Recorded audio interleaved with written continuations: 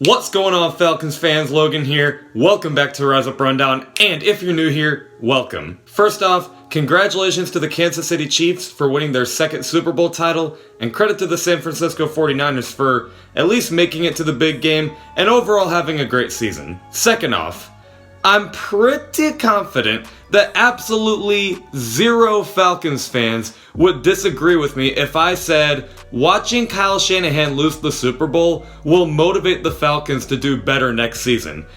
I don't think any Falcons fan would disagree with that, and in this video we are going to go over reasons why Falcons could possibly win the Super Bowl next year, but it's not just because of Kyle Shanahan losing, and we're going to get into all of that right now.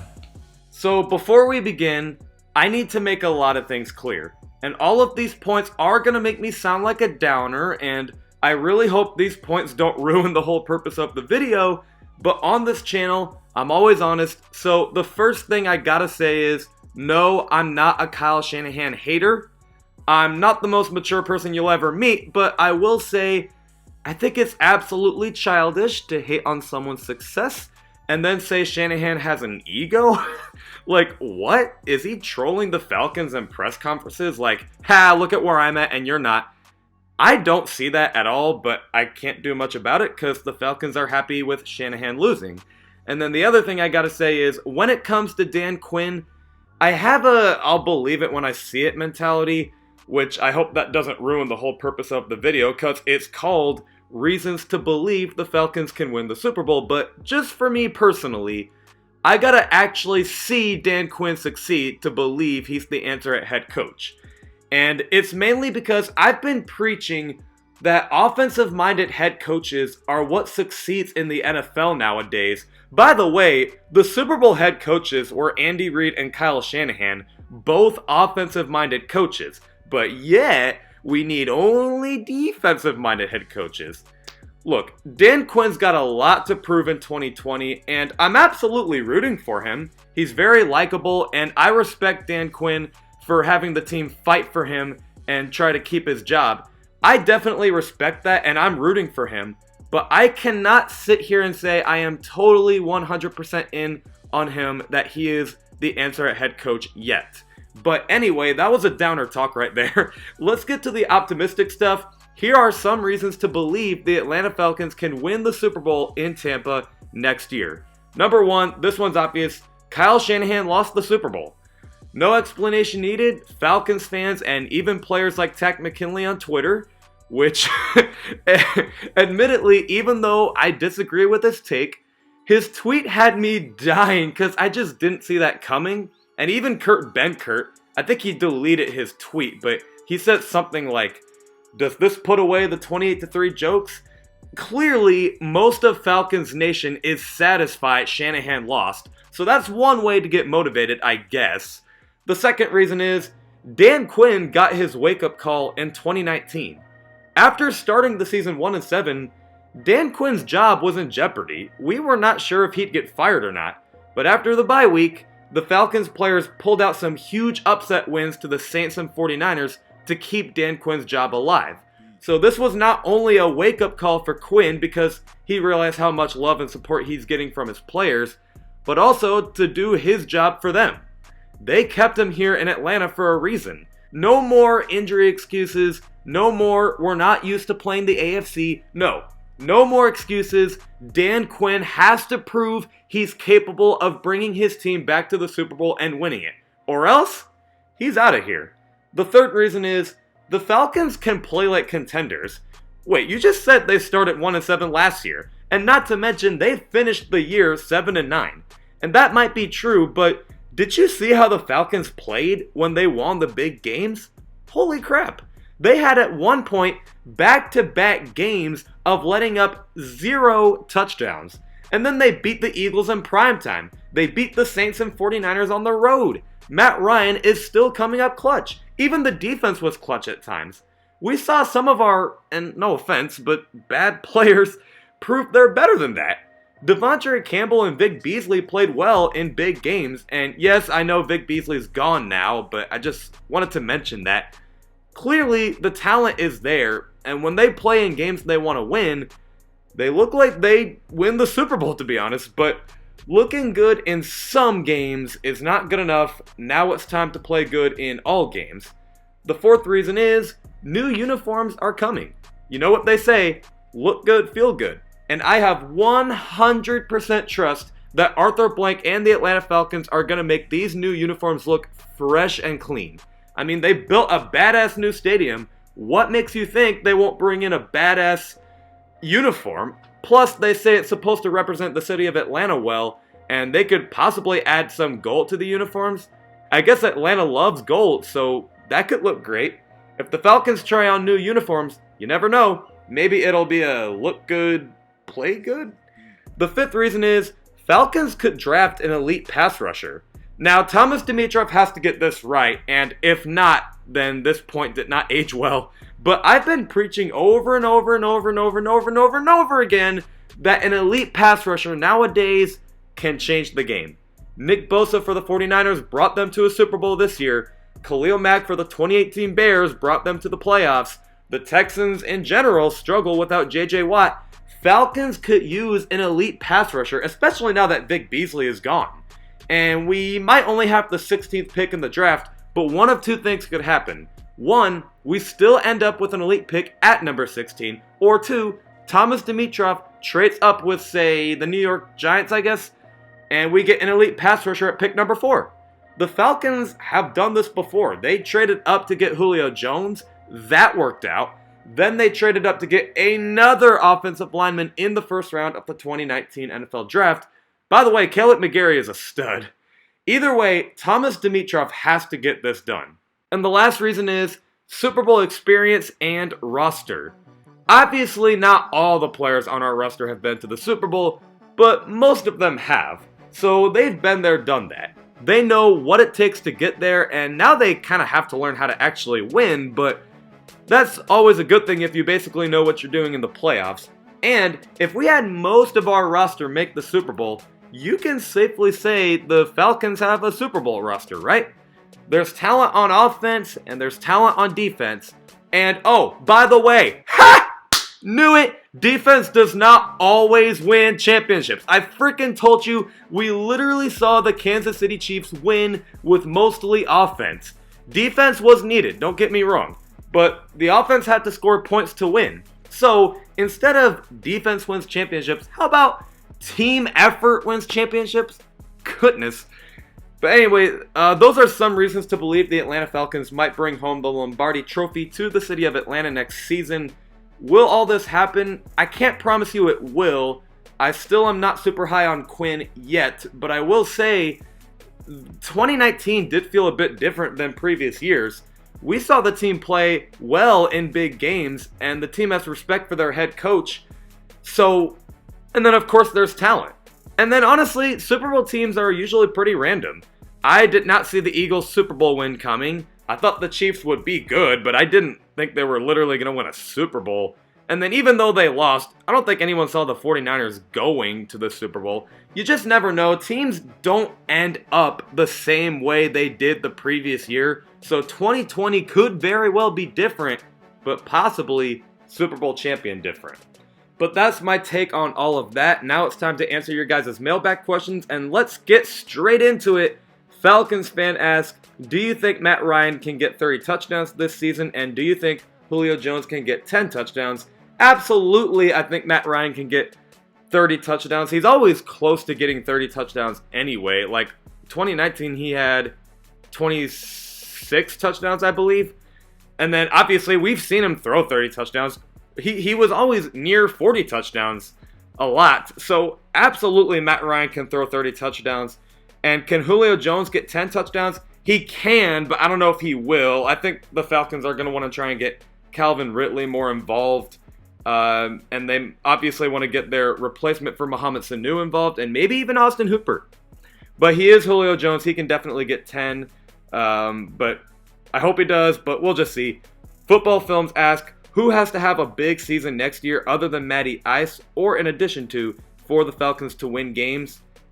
Can I say all of the players? But let's think. The whole O-line has to step up, by the way. I can say the whole secondary. Oh, Isaiah Oliver. Isaiah Oliver has done nothing but be inconsistent. Like, he's shown some flashes, but he has not impressed me yet. I'm trying to give him so many chances, but I just cannot say he's an elite corner yet. I'm not even confident if he's going to work out next year, so he's got to step up or else he's out. Rise Up ATL asks, got 2 questions. By the way, the Gail Benson is a pervert as well as the rest of the classless trashy ants organization. Number 1, who do you think are the 49ers of next year? What I mean is, if there is one team you can pick that went 6-10 or worse and make the playoffs next year, who is it? I say the Cardinals. Actually, I was going to say the Cardinals too, but let's just kind of look here. Maybe the Jets bounce back. Like, maybe they were just kind of a... No, okay, I'm sorry. I don't know why I said that. The Jets will not bounce back. Oh, the Colts. I think the Colts can absolutely bounce back from their season. They went... I'm pretty sure... Did the Colts go 6-10? Honestly, I can't remember. Let's look this up. The Colts went 7-9. Okay, so... Close enough. The Colts were close enough to 6-10, but anyway, I think the Colts could be really good. They might even draft Jake Fromm, so maybe Jake Fromm will do them some favors because they have talent on the team. Like, the O-line is maybe the best in the league. I do like their receivers like T.Y. Hilton. Jack Doyle is still an okay tight end. The defense is pretty underrated. They just need a quarterback, and they could maybe get Jake Fromm. Or maybe they snag Tom Brady. I don't know. Colts could be pretty good next year. Plus, the AFC South, the Texans and the Titans have a harder schedule, so it might be harder for them to win games.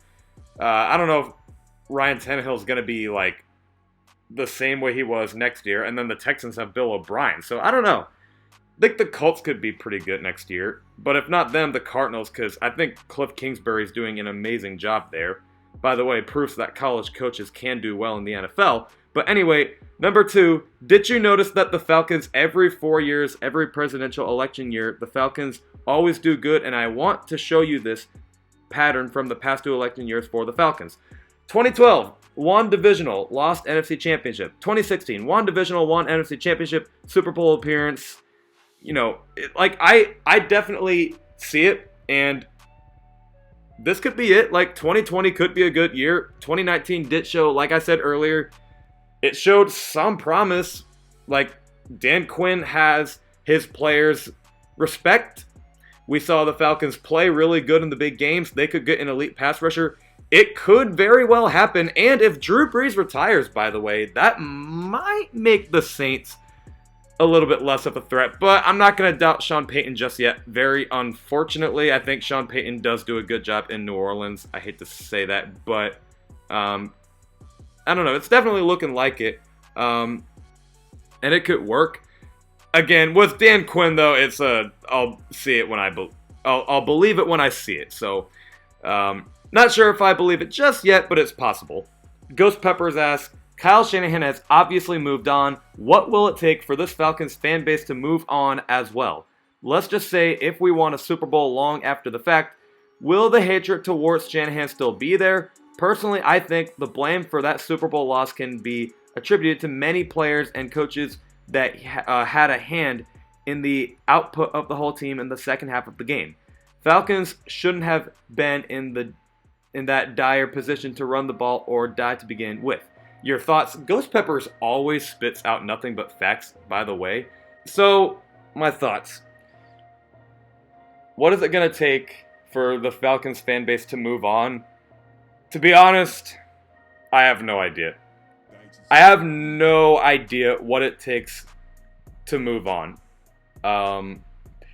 You would think Kyle Shanahan losing the Super Bowl makes the Falcons fan base want to move on.